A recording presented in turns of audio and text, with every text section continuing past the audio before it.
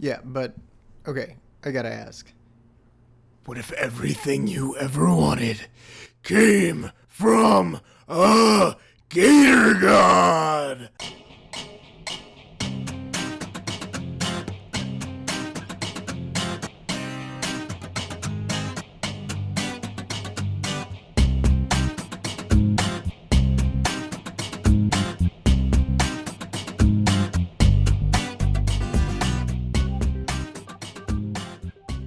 Welcome to Desperate Pace. I'm James, And I'm Mike. and today we've got a pretty exciting battle report for you. It's Kallus 2 versus Barnabas 2. Oh, yeah.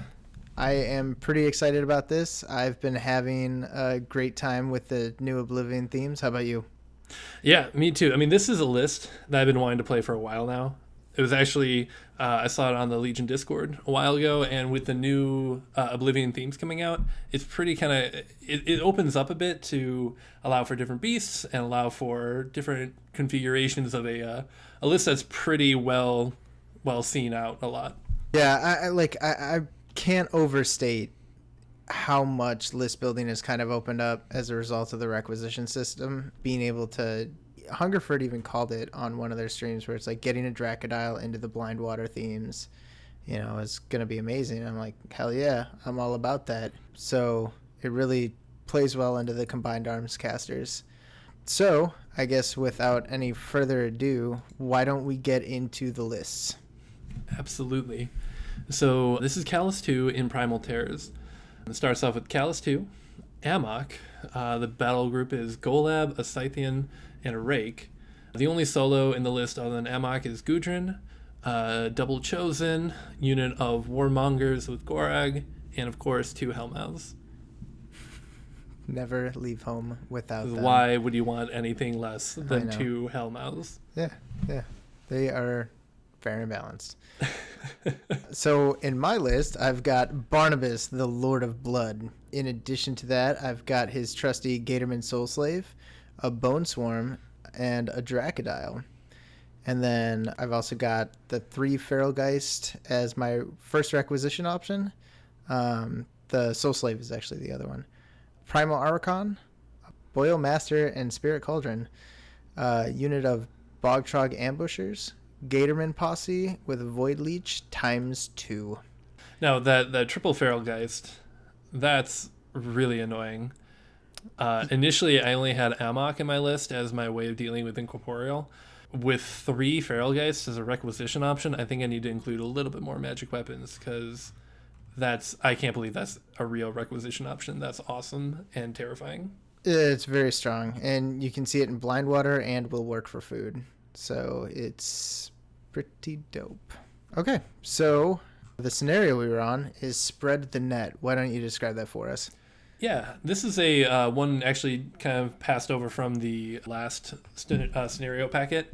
It has 2 rectangular zones, circular zone in the middle, and 2 flags. I want to say this is one of the few ones that actually, it doesn't have an objective in there.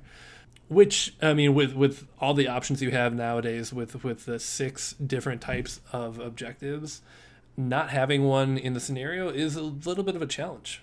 Yeah, this is the only one options without it, right? Yeah. I like how everything is kind of still spread out, but also contestable from the middle. So if you focus in the middle, you can still contest the rectangular zones, you can contest the flags, but spread out enough where you can still hold on to your zone or contest with really far-reaching infantry. Yeah, it gives you a lot of options in terms of how you want to apply pressure, because you definitely have a place where you can bunker up, or you can just contest that area like your own zone and go all out on the enemy zone and put pressure on from the flank. It's a really fun and very live scenario. So for terrain, at the top you'll see a cloud, our trusty cloud. And then going clockwise, you will see a trench, rubble, acid pool, wall, and some water. And in the middle there, a forest, as per the usual. The terrain actually played a significant role in this game, I would say. Yeah, absolutely. I like the way the forest is positioned. It definitely limited my Hellmouth placement a little bit. I usually like to tuck them in behind the forest, but I kind of like how it really kind of cut a lot of cross traffic, having that vertical forest in the middle. Yeah. I mean, the line of sight obstruction in the middle is definitely kind of a boon for people playing against large bases.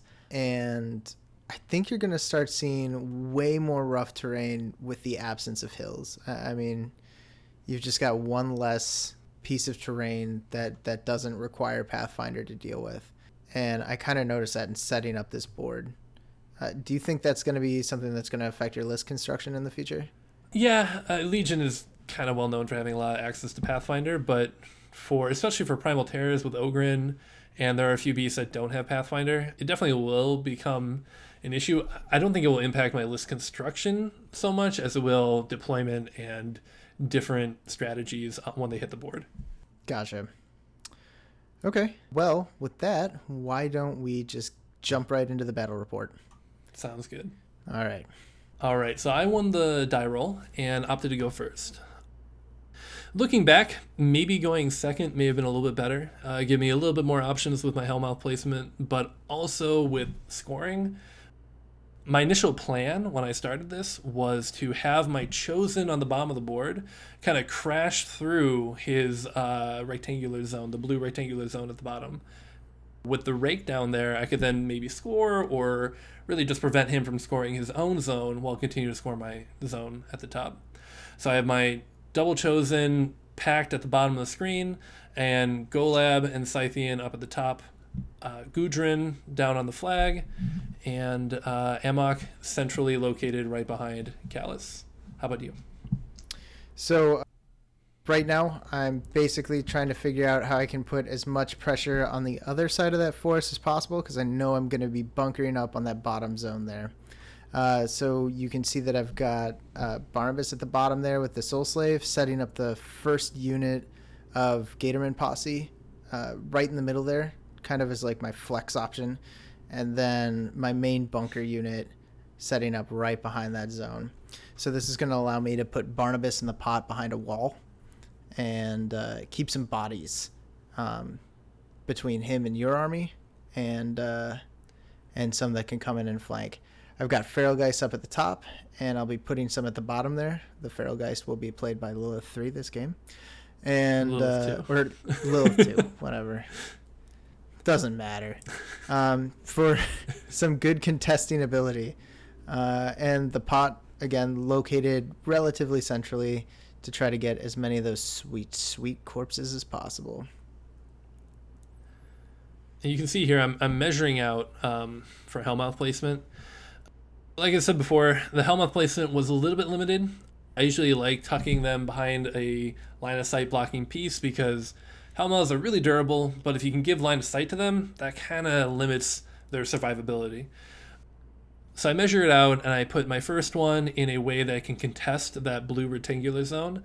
The second one I put pretty far out. I know he has ambush, but I want to, again, block line of sight using the cloud down there. And I was fairly confident that the ambushers were not going to be able to kill the Hellmouth.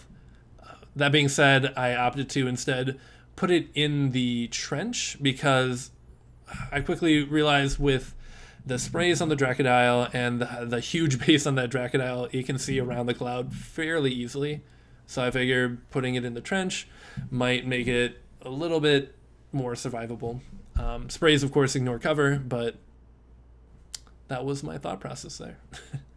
You got to avoid all that shooting I brought. Right. I think you have Dracodile, and that's it. End of list, yeah. There you go. Okay. Well, Anissa Rissel, I think, is in this list. That's no, right. She's not. It's just, yeah. Great. So I activate Kallus first and get his blazing path up and put him out, charge the Dracodile, get him a little bit further down the board. Being Fury 6, his control range is a little bit limited. So I wanted to get that first charge out to get him way down the field to really push out his threat, push out his control zone, and with his feet being able to, give a POW 12 to everything on fire in his control range. It's a big deal to get him down the field and in the fight. I then get my chosen, and that first row chosen, the painted chosen, I position so that way they will threaten anything he puts in that zone. The plan is, again, crash into that zone, clear the zone, score points. I bring the Raek up from along the back.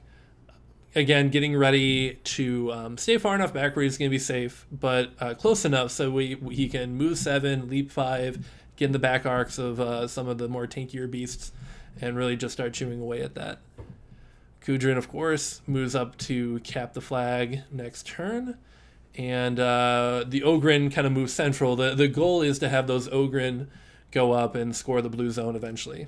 Clear it with my chosen, clear it with the Hellmouths, clear it with Kallus, and then have the Warmongers walk up and score that. You can see with the beasts, I ended up doing a bit of a crisscross. As far as Scythean and Golab goes, I really feel like Golab, it has the hitting power to take out the Dracodile, not in one go, but between, if I can chip it down, I know Golab with Finisher would be able to really deal the heavy damage. So I want to keep it far enough away so Golab will remain safe. I don't want to lose Golab early because he's really my heavy hitter. And then that's it. Just move everything down the field and pass turn. So I'm looking at this and I'm like, all right, well, everything's sort of in my face already, and that sucks. But there's no reason for me to go into threat ranges at this point. I can sort of just hang back. I'm in charge of when the scoring starts. I've got things that are quick enough that I can stay outside your threat range and still contest. In terms of magic weapons, you don't really have anything to counter the Feral Geist. You can see me moving them up there. Just way, way, way from Ammok. So as long as I stay out of, 15 inches or something of Ammok. 20 inches. He can run 10, and the bubble is a passive anti-incorporeal. Yeah, you're not going to run them, though. You're going to use them in return for something. So 15 inches is kind of... There I'm looking at Ammok's card just to see what's going on. And now I'm checking Golab's threat range. And the thing is with Kallus is with his feet, if something's on fire and I pop feet, that adds 3 inches to any charge threat. So having Golab central there really does kind of, you do have to think about a lot about what are the new threat ranges, what are they under feet, what are they without feet. So there's a lot of planning with that. Yeah, and at some point you just hit a screw it moment. But with the Scythean and Golab there, I'm going to be more conservative with the Dracodile than I had initially intended on doing, because I was originally going to put him all the way up, like to that forest edge, right? And then I can threaten whatever's on the other side of it. No problem. Here I'm far back, right? Just scotching him back out of threat ranges. And I typically move a model up and then scotch it back, just so it's clear that he had enough movement to get there before I start moving it. There's probably a better way to do that. So keeping him back, then moving up Barnabas. Casting some spells with him. The Onslaught spell is a first turn must. And then from there, Execration of Darkest Night. You can also see that I moved the Primal Archon, who is played by the Warhog, up towards that flag up there, in counter charge range of anything that happens to get near the Dracodile. Now we see the Feral Geist move into the corner of that zone. That's going to be a huge piece for contesting, because if I can get near his flag, again, he's got to move Ammok all the way to the side to deal with it. Then move the posse up out of the threat range of the Chosen, just to get ready to incur into that zone. Then we've got the pot. We're going to roll and get 2 corpses, throw it on the Bone Swarm there. And Bone Swarm's going to move up.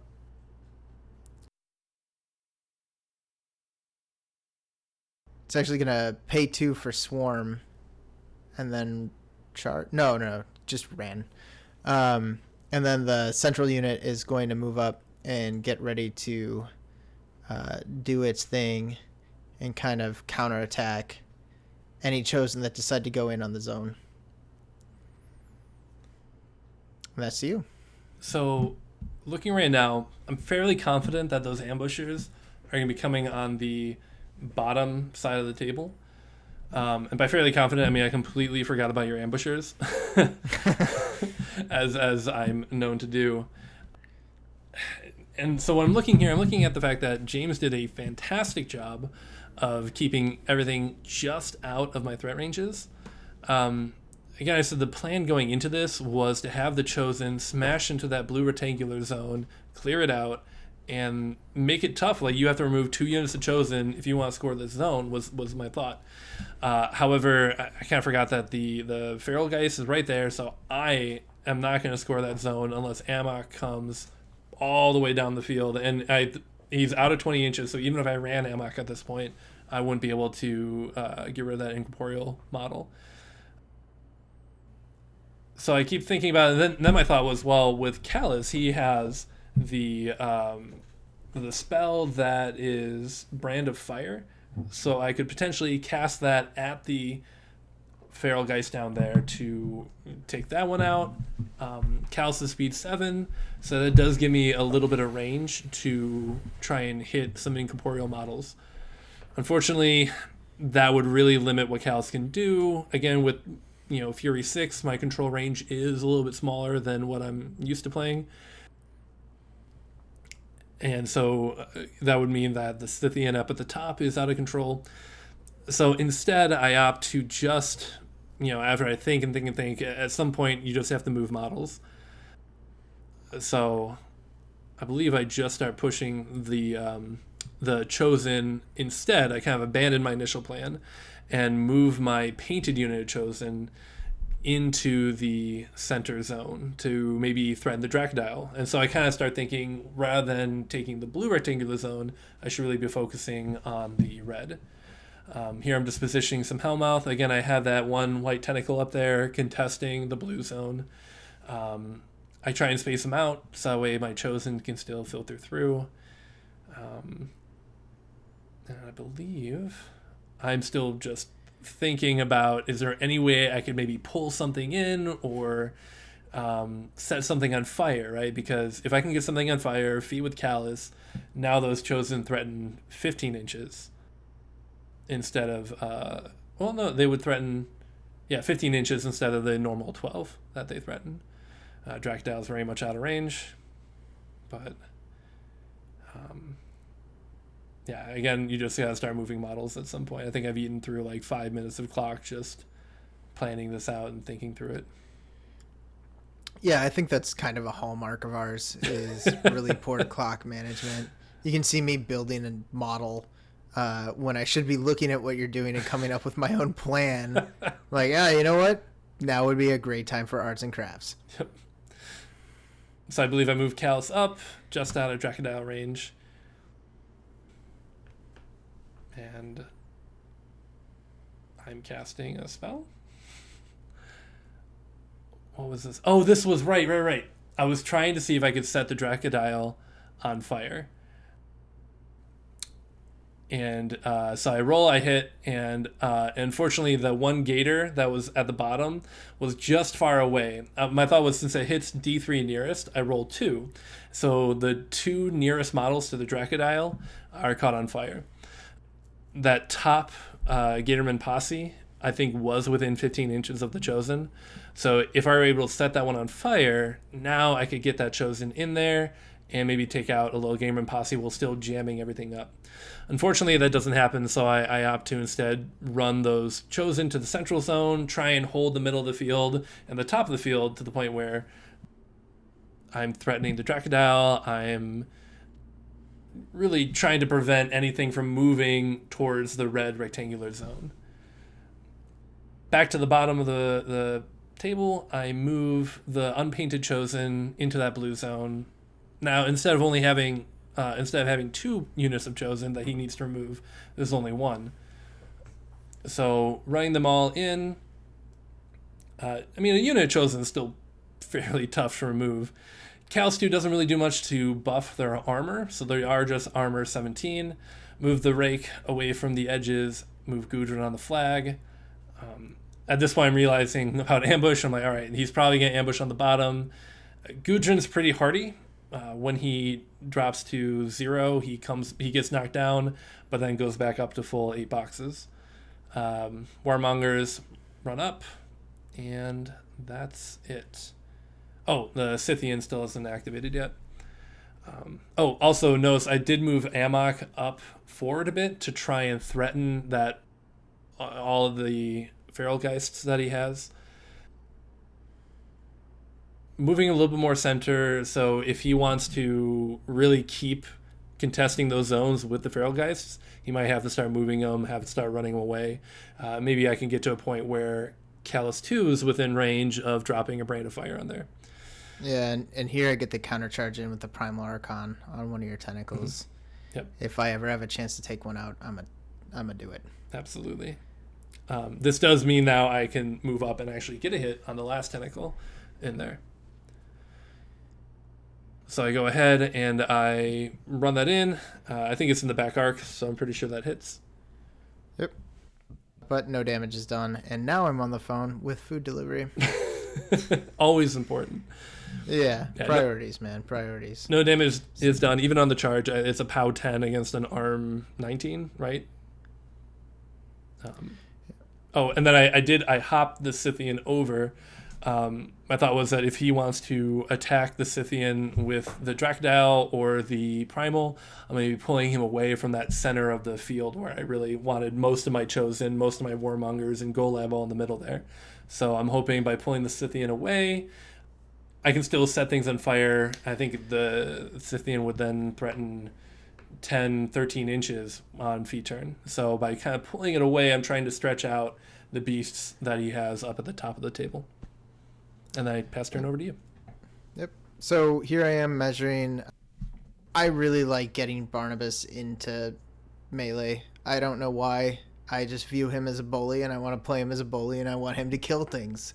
So I always want him on the front line. It's why I always get him killed in like the 5 games I've played with him. But I want him to kill things because he's like a murder gator god, and that's what he needs to do, and that's what I need to do with him to be happy and live my best life. So I'm trying to figure out, okay, how can I get 3 chosen with my gator god? The answer is 2 intrigue, and everything's spaced out in a very nice way so that I can get there. So I'm looking at this, I'm counting my stack, I'm like, okay, how many attacks do I need to get in? I'm definitely going to need to do the Execration of Darkest Night because I'm going to be way up there, and I've got a unit of Warmongers right next to me here. Hungry for blood. Yeah, for real. And I'm like, oh man, they're going to charge the hell out of me.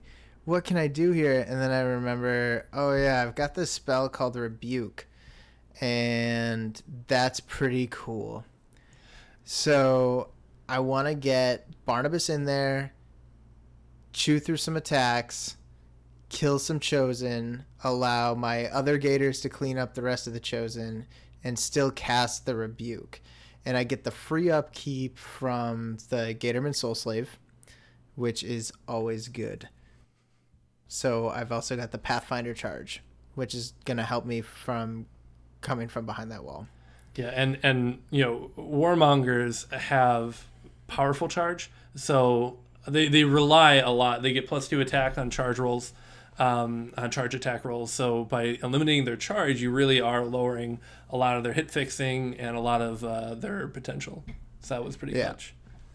And so here I'm like, okay, the best chance I've got for killing what I need to do and then being able to use the rest of my Gators to full effect is to put Barnabas right where you see that little proxy base. I think it's half an ironclad right now. And you can see I can get, 3 Chosen in there, which I will take any day of the week. That also gives me corpses. So each attack begets, more and more strength. So thinking there, and now there's another big decision to be made, and that is what to do with my ambushers. So I'm checking to see what my viable targets are here. It's like, oh, I could kill Gudrun if I wanted to. That'd be pretty neat. And then in my head, I'm like, well, there's that thing over there, that big old Scythean thing. If I can do damage to that and mitigate some of that threat, that makes the Primal Archon on that flank that much more powerful and gets rid of the second most threatening thing to the Dracodile, which is 36 points on my list. So, in my head, I'm doing the math. Now, you can see I've already put 7 minutes of my turn into thinking and mathing. Now, I'm pointing at things and declaring kind of intent because we'll talk about this after the game, but I'm not a super clean player, but I like to talk about, okay, here's my plan, so that if there's any discussion about takebacks or anything like that, it's usually in accordance with what intent was and not some retroactive decision. So here I am deploying the ambushers because they are POW Strength 11 and Mat 6. I can get them all in the back arc of the Scythean, and on average dice, I don't quite kill the Scythean, but I might kill the Scythean. I'm hitting most of them. Yeah, and I was looking at that, and I completely underestimated like POW 11s, and they're CMA too, right? They are CMA. Mm-hmm.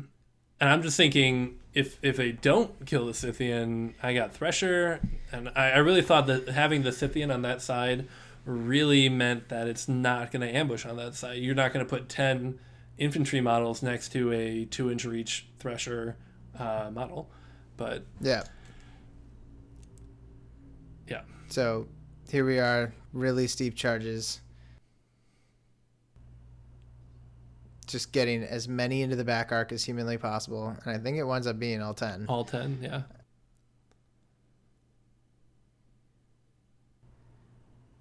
Yeah, so we're dice off 7. That's 3 points of damage per if everyone hits. I think I need 5s to hit, right? You're def 11 in the back. Yeah, yeah. So, let's pretend I never roll a 4 to hit.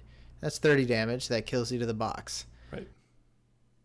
Here's a fun fact. I think I just rolled a 6, a 5, and a 4 there. Yep. Hit again. Oh, what's that? A 6, a 3, and a 4? So hit again. A few spikes. Yeah. So we're spiking pretty hard here. That's another 6, 4, and some other number. There he goes. Well, and 2-inch reach was attacks huge. For those, counting at home. Yeah. 2-inch reach meant that you could get all 10 in the back arc, which meant that you didn't really have to worry too much about missing. I mean, 6s to hit are notorious at ruining any plans, but 4s to hit are pretty safe. Well, this was 5s. We're just at that, I'm going to miss 1 or 2, but I don't. And I spike everything because this game's easy with dice. So here I learn about that fun fact. Your spell makes all my dudes catch fire when I end my activation. Yeah. Blazing Path, Kallus' upkeep. So anything that ends its activation within 2 inches of a model in Kallus' control range is on fire. Yep. There we're doing the fire rolls that I forgot to check. So using the Primal Archon to get rid of some tentacles, and looks like I used all my dice luck because a POW 14 attack, I needed 2 to kill, and I couldn't do it on 2 attacks. So then the feral guy charges in and gets it done.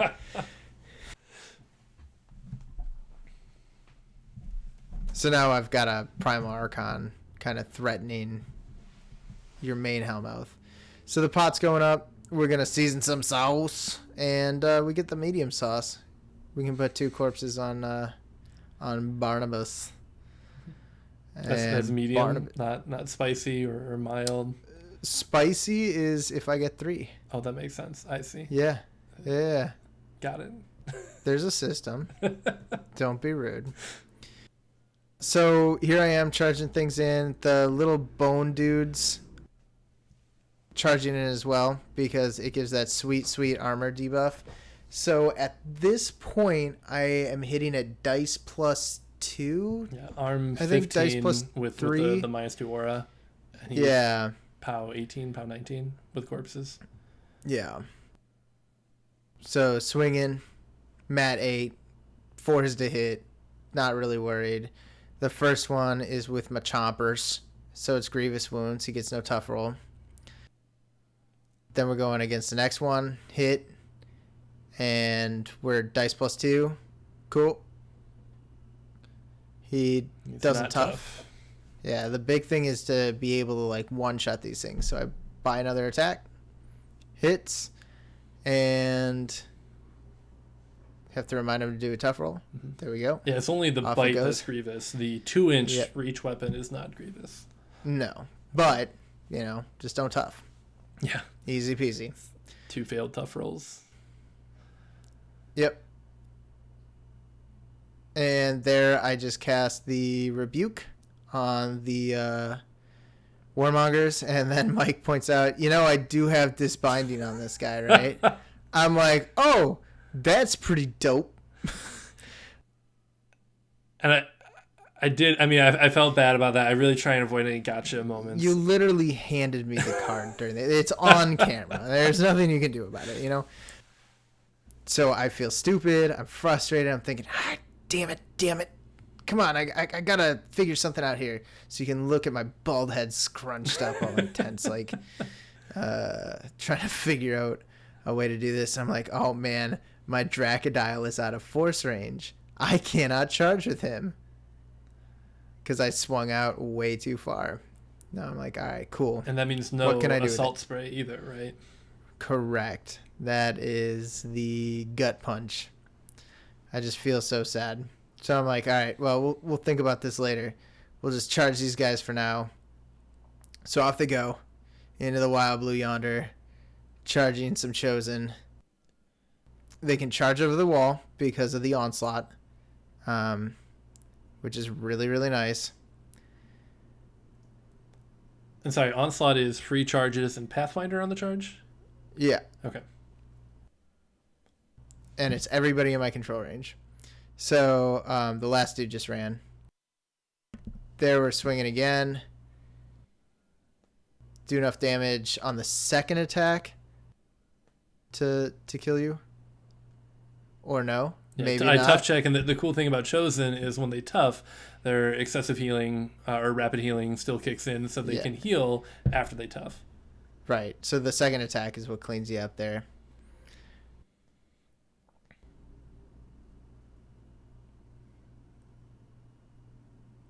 And here we wind up with a fire token on one of my Bone Swarm guys. We remember that a little bit late. So there's the tough, the healing, second attack, hits. Yep. And, the dice are just totally with me today, right? Well, that end, having that whole unit now sitting in that -2 aura means that their big thing of having high armor, rapid healing really goes away. Arm 15, now it's not that hard to crack that at all. Yeah, it's no bueno. So now I move the Feral Geist up to contest that flag way, way far away from Ammok. Basically saying, try me. There's no way I think you can get to cover that ground and do what you need to do. No. Yeah, that's out of 20 inches. So even if I ran Ammok, I wouldn't be able to get rid of that. So we put the Soul Slave behind the wall. We mental power a little stupid shot at your tentacle there, just to remove it. So I take D3 damage. Mental force is pretty cool. I'm a big fan of removing tentacles whenever you can. Like, if you can get one, get one. Here we're doing a charge with the second unit of Gatorman Posse into the central unit of Chosen. And again, the big plan is to just get what I can here, right? Your big threat is these like hugely long vectors and getting to what I don't want you to get to. So I need to take whatever I can off the board when I can do it. So there's these 2 chosen here. My first charges are really, really good. It's dice off 4. So killing these guys is above average. And so then we've got the 2 charge attacks there. And on the third dude, still not enough to kill him. He's just sitting there, living his best life. As he does. Yeah. So here I'm like trying to figure out what to do with the Dracodile. I know I need to do something. Well, number 1, Bone Swarm's just got to get out of the way. And what we're going to do with him is cast his Animus and move him over. Dracodile's moving up. Now I'm going to try to spray Ammok. Yep. 10-inch spray. Yep. It's the real deal. Here's the cool thing about the spray, which I figured out a little bit later. I'm trying to kill him, right? So it's not a great plan. Well, he's arm 16, I think, and Def 11. Yeah, but dice off 2. Yeah. And your 8 boxes. Yeah. He's not going to die. But what happens is he's blind. Yes. Blinded? Blound? Blinded. No. Blinded? Yeah, let's go with blinded. Yeah. Or is it just blind, like moose? No, I think it's blinded. Okay. Anyway, this is what you come for. Quality. Banter. Yeah, but he's blinded, which means that he can't walk up and disbind. So it becomes a very big deal. Is Ammok within 5 inches of your Warmongers? He is not. He is not. Yeah. If so, Barnabas is in big, big trouble. At this point in the video, neither one of us know that. We're just like, oh, blind, you can't make ranged attacks and you get -4 defense. Mm-hmm. Good stuff. Not that you have to sacrifice your movement or your action on the turn you activate. Yeah, so I'm measuring it out. I'm looking at the stuff, and I think it's so I start Reaving Fury, paying for my upkeeps, and I'm looking at that. I lost a Scythian, a whole unit of Chosen, a few other Chosen as well, all of my Tentacles. So I lost a lot. Chose them. Mm-hmm. And it's also, I forgot with Blazing Path that all those Gators that were within 2 inches would be on fire. And yeah, so I'm trying to think at this point, like, how do I get Golab onto Barnabas to kill him? With feet and overrun, Golab threatens like 21 inches, and if I can get Golab with a charge onto Barnabas, I'm fairly confident that he can take him out, especially with finisher. If I can maybe have the Raek do a little bit of damage beforehand, trigger that finisher, Golab could definitely do some damage to Barnabas. And so that's my 2 options, because without blind or without the unbinding, the Warmongers can't reach Barnabas. I don't have the benefit of the charge from the powerful charge, and Kallus's feat only applies, that extra 3 inches is only on the charge. So by removing the ability to charge with those Warmongers, they really just do not threaten a lot. I still do have Gorag, so I can get Gorag maybe in a position to get line of sight, or rather his paralyzing gaze. Barnabas would have to have line of sight of Gorag in order to have that -2 defense. I think at this point I am still lamenting the loss of my Scythean. I was really confident that those ambushers were not going to go on the top edge. Had I just kept the Scythian a little bit more towards the middle, that wouldn't have been an issue. But yeah, so I'm still in mourning. I'm just right now, so this turn, I'll admit, is a lot of thinking, because if we played the game out just going blow to blow, I mean, I have half my models are gone. So at this point, I need to do something a little bit more drastic. Regardless of what I do, the plan always starts off with the Raek walking up 7, going base to base with one of those bone shakers, being forced to jump into the back arc. So he's now in the back arc of Barnabas, and he is going to start taking some swings at there. Kallus 2 has the Field Marshal on all his beasts, where their melee attacks set things on fire, which is critical for his feat. With the extended control range because of leash, he's able to get there and still be able to force him to make attacks. So these are POW 11, POW 13. They're not going to break through. What is Barnabas' armor? 18, 19 at this point? 18. He doesn't get armor with the corpses. Oh, he doesn't get armor. Okay, just strength?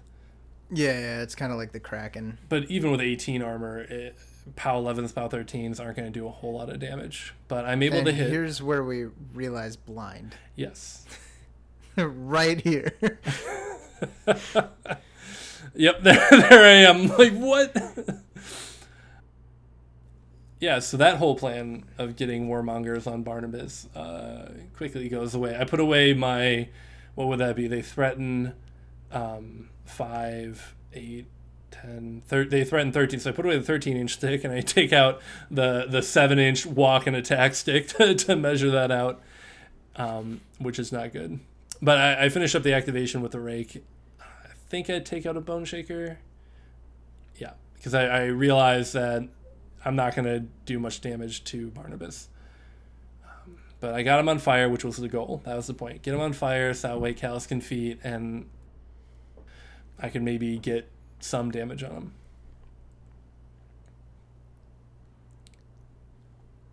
Also, important point, Gudrun being behind the flag is definitely out of that threat range as well. And so he was my flag camper, and having that incorporeal feral geist there really kind of put a damper on his ability to score the flag, really the ability to score on the bottom half of the table altogether. Yeah, I mean, like, at this point, I'm up 2 points. Yeah. Because I've got the feral geist and the 1 flag, and that zone was completely emptied. Yep. So that pressure is just straight on. Yeah. So those feral geists are just money. And my only 2 sources of magical damage was Kallus and his Hellbrand and Ammok. So kind of putting them together at the beginning, I'm regretting that a little bit. What else can you do, right? They both need to be central for the rest of your stuff to work. Yep. Yeah. So I take out a proxy base, and since assassination via Warmongers isn't going to work, my only hope is assassination via overrunning Golab.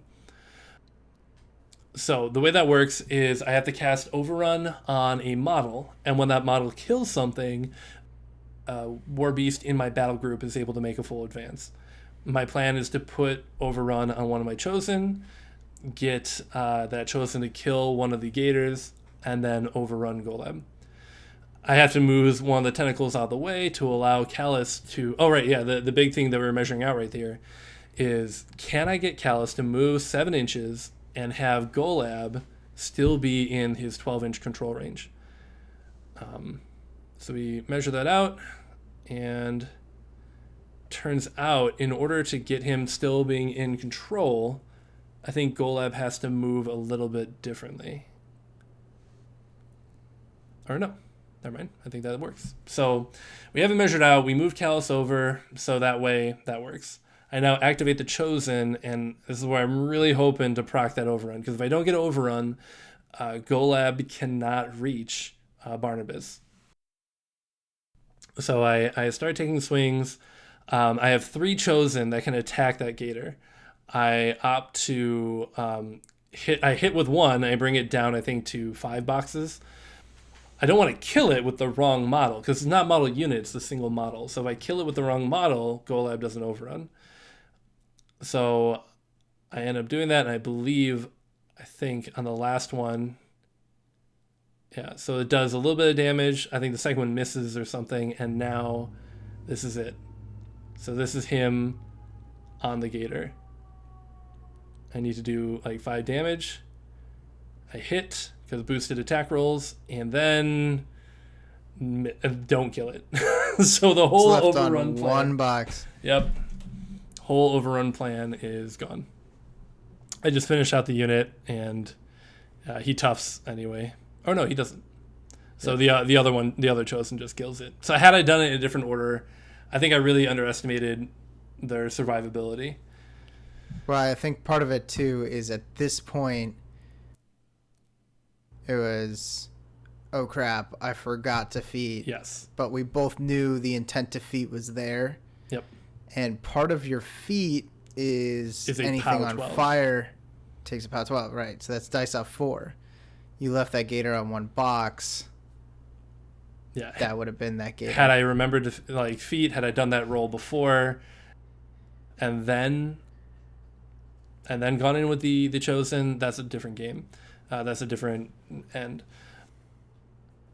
So now I'm thinking, okay, with feat, I can still get chosen. I can still get Golab because he's 7, 10, 1 inch reach. That's 14 inches of threat. I can still potentially get Golab in on Barnabas, even without overrun.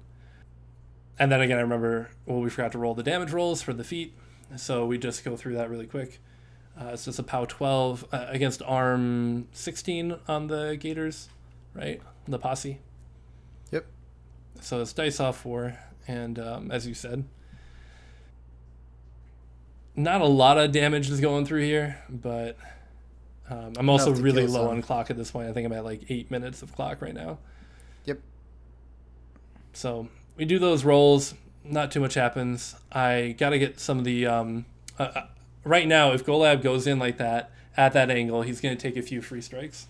So not wanting that. I see if I can maybe remove some of those free strikes with the Warmongers. So they walk up, they're 5 inches, and start swinging. I'm able to remove 1 Bone Shaker. And they're only mat 6, but the Gator posse does have line of sight onto Gorag, so effectively they're mat 8. So I hit, and POW 14 still do damage, but not enough. Yeah, dice off 4 is on an 8-box model. Yep. Is pretty tough. Mm-hmm. And so here we go. I'm able to move Golab in. Because of Golab's wings, I just have him resting on the proxy, but he's actually at the position of the proxy. He gets a few free strikes, and thankfully does not knock out the spirit. So Golab is still in full capacity right now. Unfortunately, though, I believe he does. Well, it's now a different situation because I just moved a large base in front of Gorag, so I don't think he got the line of sight bonus on that. So we go ahead, we make some attacks. Fury 4 on Golab, but he pays 1 for the charge. He has 3 initials. And he goes through making his attacks. But they're POW 13, POW 14, dice off 4. And you just missed with the 4 there. Yep. Again, if I had those charges, I could have ran Gorag, but with Rebuke, I can't even run Gorag into a position. Like if I was able to run him even just an inch or 2 further into that acid pit, that would mean those would now start to be hitting. And that's full fury on Golab, and Barnabas is still alive with 2 minutes left on my clock. Yeah, at this point I've got like 4 boxes on Barnabas. Yep. Mm-hmm. And for some reason the clock's still to you. Yeah, well, I I'm think you're thinking, just finishing up your turn. Yeah, just moving some things around here. I realize I probably should move Ammok.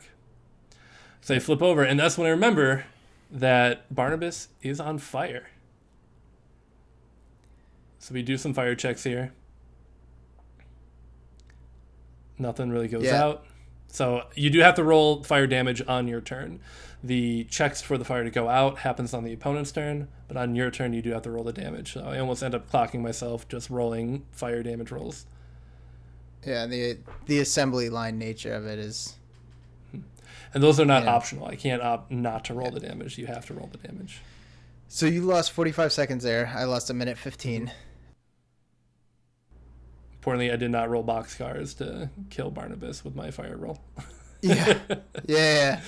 Off 6, I would have been very upset. If I rolled that would be a 10, I would have to roll. Yeah. I mean, I would have got my tough roll. That's Barnabas. That's a fair point. Mr. Gator God. So now I'm like, okay, what do I need to do stuff? And I'm like, well, this is what I'm really bad at. I can just do things instead of having to think like through all these like weird machinations or whatever. Mm-hmm. So I charge in the feral guys to get rid of that tentacle that's contesting. Hits, not enough damage. Because I want to unlock it to get the chosen in that zone. Then that feral geist is just going to run over because it's incorporeal. Get on the flag. All right, Primal Archon's going to turn around and take care of that tentacle. Great. I've got 1 point. That would put me up to 3. Over here, we forgot to do the fire damage on the little dudes there. The only reason Mike is rolling damage on them is because double ones won't kill. Yep. So then from there, it's like, okay, I've got 5 minutes left. I need to at least get rid of some of the threat against Barnabas. So Barnabas is just going to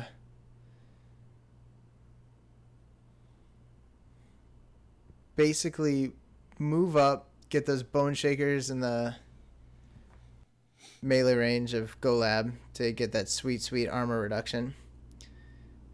I get a free strike there. Yeah.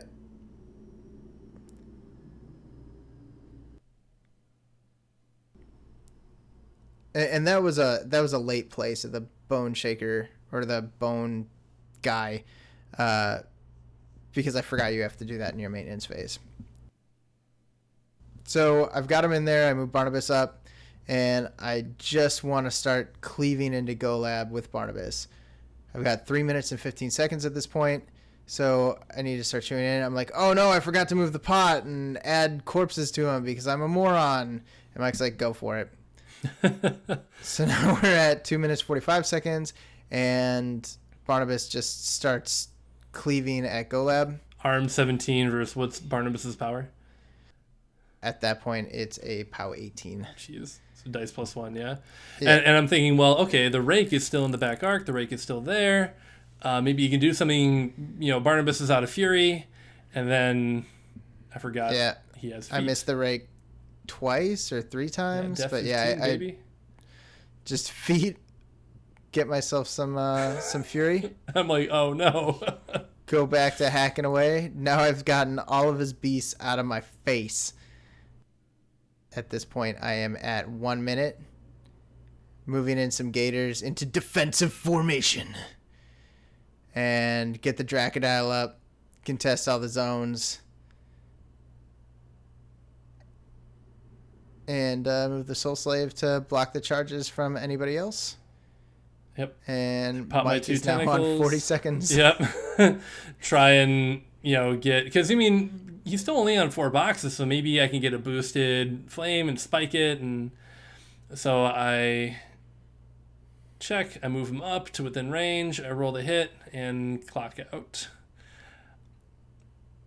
So I think I do hit. I boost the damage, but you just transfer it because you're sitting on 4 fury. So, yeah. Yep. The feat is pretty clutch in terms of recovering some of that fury. You can take some of the chaff out of there to just put yourself in a better position. Yeah, I think I was thinking when I'm like, oh, maybe I'll get one last chance at it, because I remember, he burned through all his fury, and then no wait, with Barnabas he gets that all back, and that's really cool because Barnabas likes to get up there and do damage, but by getting all your stack back, you can do so safely with all your transfers still available, relatively safely. Yeah. Yeah, I mean, if he's got 2 transfers and he's on Execration, he's in a good spot. 15-18 is beastly. One thing I was curious about is if you had passed turn over to me, could I have rolled all the fire checks I needed to? Well, they're only one die. You were going pretty quick with that assembly line, and I was on less than a minute as well, so doing those fire checks, passing it back to me, I now have to roll as well, and, I think it would have been fine. I don't think that was the issue there. Interesting. Yeah. I mean, that was the iffy concern for me. That is something to keep in mind, though. I mean, maybe like you were trying to move everything last minute, and just keep that in mind that don't take up too much clock moving things when you do have fire checks to roll. Right. And so there's another thing that we need to talk about, and that is the level of slop that occurred during that game. So I think this is going to come up quite a bit as a result of the new themes. Everybody's playing different combinations, and some models they haven't put on the board in a while. Yeah, this is my first time with this is a known list already, but it was my first time playing with Kallus 2 at all. I made a lot of mistakes, and I mean, this is a friendly game, so we were pretty lenient with, a little bit of sloppy play. We're obviously always trying to work towards cleaner play and getting better at it, but especially when we're new to a list, things like this are going to happen.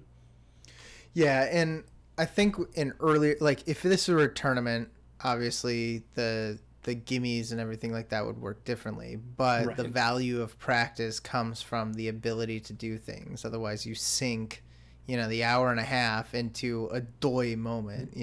And there's definitely something to be said about like holding people accountable to that, because that does help them learn from those mistakes. But when you're at the entry level of just trying to get your feel for a list, it doesn't make sense to stop you from actually playing those out. At least for relatively minor things. It's almost prohibitive right. of any sort of advancement. Yeah, because then you don't get to explore those different options that you would normally do with the caster, with Kallus, with Barnabas. Yeah. So, striving for clean play is always a good thing, but sometimes the slop is important to the practice. Yeah. But, I mean, overall, I was really happy with this list. I thought it had a lot of potential. I probably would have gone second if I had to do it again. It would let the Chosen get in position and really, at that point, you have to get into the zone. You have to start moving down the field. You can't just stay out of those 15-inch threat ranges. I think if I would have just stuck with my initial plan, put both the Chosen in that zone, it would at least have been harder for you to score that zone. I mean, you cleaned up a whole unit of Chosen pretty, trivially, but having 2 units of Chosen in that zone would have been a lot tougher. And that would help me at least keep even on scenario. Yeah. By going second, I was allowed to be the one to initiate the offensive. And while Gators are pretty decent defensively, the relatively low model count on your side made it so that anything I can take is a big win. Yeah, absolutely. Yeah. Also, just thinking with those Feral Geists, a better way to have played with Ammok would have been to put them on one side of the board, really kind of commit them that way so I can at least start getting some points. Like if I would have kept them more to the top, obviously my Scythean died top of 2, so that's a little bit of a different scenario. But if I could keep them to one side and really just say, all right, your Feral Guys need to stay either on the left side of the board or the right side of the board. You can't put them on both, right? By keeping them in the center, you're able to spread out your Feral Guys and really negate my ability to contest and to score. Yeah, it would make me wind up having to engage some semblance of your force. Yep. Like really go all in. Yep. But yeah, I think that about covers that battle report. Overall, pretty good game. And I'm excited to see what other Oblivion lists we come up with. Yep, me too. I have a lot that I want to play, and so limited time, but definitely want to have 100 lists I want to play out. I'm super excited. Same. I feel like a kid in the candy store. Yep. All right. Well, I just want to thank you all for listening to Desperate Pace and watching our battle report. So, as usual, I'm James. And I'm Mike. Thanks for watching. Bye.